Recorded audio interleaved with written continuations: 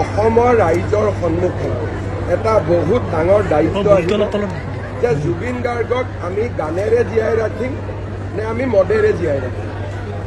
এছাম উদণ্ড লৰাই বা এছাম উদণ্ড ব্যক্তিয়ে জুবিন গাৰ্গক মদেদি জীয়াই ৰাখিব বিচাৰে, কিন্তু অসমৰ 3,50,00,000 মানুহে জুবিন গাৰ্গক সৃষ্টি গান আৰু তেওঁৰ প্ৰতিভাৰ জৰিয়তে জীয়াই ৰাখিব খোজে।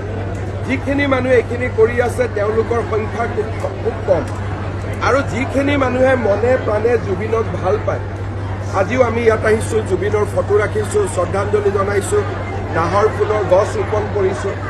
অসমৰ মানুহে জুবিনক গানৰ মাজেৰে, নাহৰ ফুলৰ মাজেৰে, সৃষ্টিৰ মাজেৰে জীয়াই ৰাখিব খোজে।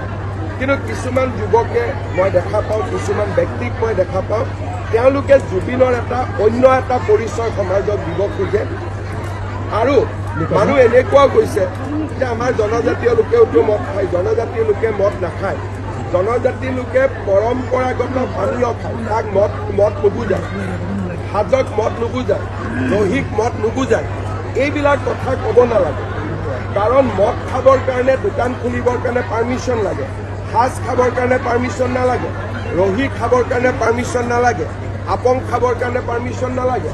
আজি জনজাতীয় যিখিনি আমাৰ থলুৱা পনীয় আছে, যাক আমি হেৰিটেজ ড্ৰিংক বুলি কওঁ, তাকো মদ বনাই দিছে। সেইটোতো মদ নহয়।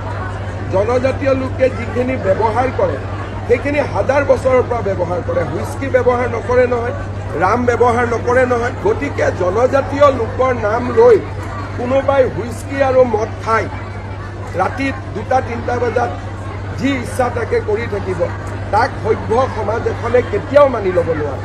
সেইকাৰণে মই সকলোকে অনুৰোধ কৰিম যে জুবিনক গানৰ মাজেৰে, নাহৰ ফুলৰ মাজেৰে, সৃষ্টিৰ মাজেৰে জীয়াই ৰখাৰ আমাৰ যিটো প্ৰয়াস, তাত আমি আগবাঢ়িব লাগে। আৰু যি এটা উদ্ভণ্ডালি যিটো চলাব খোজে এছামে জুবিনৰ সমাধি ক্ষেত্ৰখনক লৈ, সি কেতিয়াও মানি ল'ব পৰা নাযায়। আমি বিচাৰোঁ যে জুবিনক ভাল পোৱা মানুহখিনিয়ে চৰকাৰক সহযোগিতা কৰে, জুবিনক ভাল পোৱা মানুহখিনিয়ে নিজেই সিদ্ধান্ত লওক যে জুবিন ক্ষেত্ৰক আমি এটা মন্দিৰলৈ ৰূপান্তৰ কৰিব খোজোঁ, জুবিন ক্ষেত্ৰক আমি এখন তীৰ্থস্থানলৈ ৰূপান্তৰ কৰিব খোজোঁ। তেনেকুৱা সিদ্ধান্ত জুবিনক ভাল পোৱা মানুহখিনিয়ে ল'লে চৰকাৰে কিবা এটা কৰিবৰ কাৰণে চৰকাৰেও বল পাব।